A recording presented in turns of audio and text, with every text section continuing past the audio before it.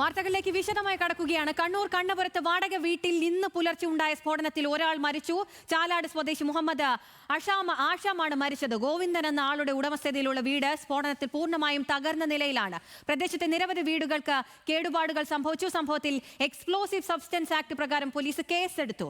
Anoop Malik എന്നയാൾക്കെതിരെയാണ് case. മരിച്ചത് Anoop മാലിക്കിന്റെ ബന്ധുവെന്ന് commissioner സ്ഥിരീകരിച്ചു. ഈ വീടിന്റെ ഉടമ കോൺഗ്രസിന്റെ അടിയുറച്ച ഒരു അനുഭാവിയാണ്. നിലവിൽ ഈ വീട്ടിൽ നിന്നും നമ്മൾക്ക് മുഹമ്മദ് ആഷാം കെ എന്ന് പറയുന്ന ഒരാളുടെ ബോഡിയാണ് ഇവിടെ നിന്ന് കിട്ടിയിരിക്കുന്നത്. അത് മറ്റ് നടപടികൾക്കായിട്ട് പരിയാരം മെഡിക്കൽ കോളേജിലേക്ക് കൊണ്ടുപോയിട്ടുണ്ട്. നിലവിൽ ഈ വിഷയവുമായി ബന്ധപ്പെട്ടിട്ട് 728/25 എന്ന രീതിയിൽ എക്സ്പ്ലോസീവ് സബ്സ്റ്റൻസിൻ്റെ ഒരു കേസ് കണ്ണപുരം പോലീസ് സ്റ്റേഷനിൽ പോലീസ് രജിസ്റ്റർ ചെയ്തിട്ടുണ്ട്. ഈ വീട്ടിൽ ഇവരെ കഴിഞ്ഞ ഒരു വർഷത്തിന് മുകളിലായിട്ട് താമസിക്കുന്നുണ്ട് എന്നാണ് മനസ്സിലാക്കുന്നത്. ഇതിൻ്റെ എക്സ്പ്ലോഷനുമായി ബന്ധപ്പെട്ടിട്ടുള്ള ഫോറൻസിക് പരിശോധനകൾ നടത്തി വരികയാണ്. കൂടുതൽ കാര്യങ്ങൾ നമുക്ക് എക്സ്പ്ലോഷൻ്റെ കാര്യങ്ങളും അതിൻ്റെ പോയിന്റും കാര്യങ്ങളും എല്ലാം തന്നെ നമുക്ക് സയൻറ്റിഫിക് പ്രൊസീജിയേഴ്സ് ഇൻവെസ്റ്റിഗേഷൻ കഴിഞ്ഞാൽ മാത്രമേ നമുക്ക് പറയാൻ വേണ്ടി കഴിയൂ.